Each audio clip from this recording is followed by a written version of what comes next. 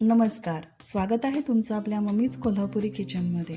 आज आपण बनवणार आहोत अगदी 10 ते 15 मिनिटात तयार होणारा जिरा राईस। अगदी पांढरा शुभ्र आणि मोकळे मोकळे असे भाताचे कण होणारा हा जिरा राईस करायला एकदम सोपा आहे आणि कमीत कमी साहित्यात आपण तयार करणार आहोत। हा आपण जिरा राईस व्हेज नॉनव्हेज कोणत्याही ग्रेव्हीसोबत खाऊ शकतो। चला तर आपण सुरू करूया। त्यासाठी मी इथे कोलम तांदूळ घेतलेला आहे। तुम्ही बासमती किंवा लॉंग ग्रेन तांदूळसुद्धा घेऊ शकता। इथे मी कोलम तांदूळ 1 कप घेतलेला आहे। हा 3 ते 4 वेळा धुवून घ्यायचा आहे। कुठलाही तांदूळ 3 ते 4 वेळा धुतला की त्यातलं स्टार्च कमी होतं आणि तो अर्धा तास भिजत घालायचा आहे।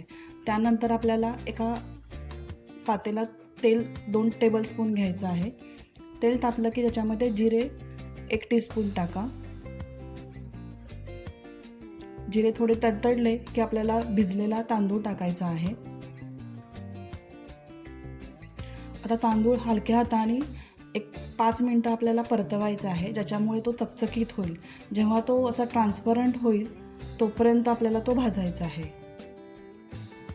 लॉंग ग्रेन तांदूळ घेतला तर तो जास्त वेळ नाही भाजायचा, फक्त हा आपण बासमती किंवा कोलम तांदूळ घेतला की हा भाजायचा आहे।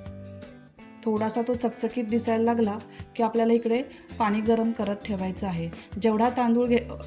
जेवढी वाटी तांदूळ घेतलेला आहे त्याच्या दुप्पट आपल्याला पाणी ठेवायचं आहे। 2 कप इथे मी गरम पाणी उकळत ठेवलेलं आहे आणि तांदूळ हा चकचकीत दिसायला लागला आहे। आता पाणी गरम 2 कप मी इथे टाकलेलं आहे। तर व्यवस्थित पाणी मिक्स करून घ्यायचं आहे।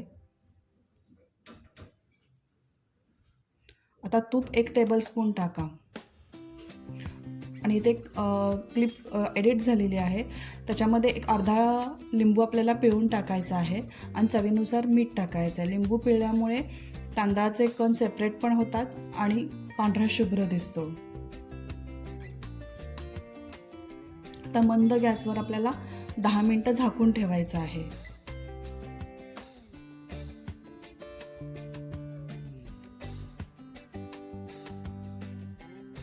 एक 10 मिनिटानंतर बघूया, आपला राईस तयार आहे। आपण आता सर्व करू शकतो। कोणत्याही दाल फ्राय बरोबर किंवा पनीरच्या भाजीबरोबर, चिकनच्या ग्रेव्हीबरोबर आपण सर्व करू शकतो। वरून तुम्ही कोथिंबीर घातली तरी चालेल, पण मी ते घातलेली नाही आहे। अशी ही पटकन होणारी जिरा राईस रेसिपी तुम्हाला आवडली असेल तर लाईक करा, शेअर करा आणि कमेंट करा आणि माझ्या चॅनलवर नवीन असाल तर सबस्क्राईब करायला विसरू नका। परत भेटूया अशाच झटपट आणि पटकन होणाऱ्या रेसिपींसाठी। तोपर्यंत मस्त खा आणि मस्त राहा।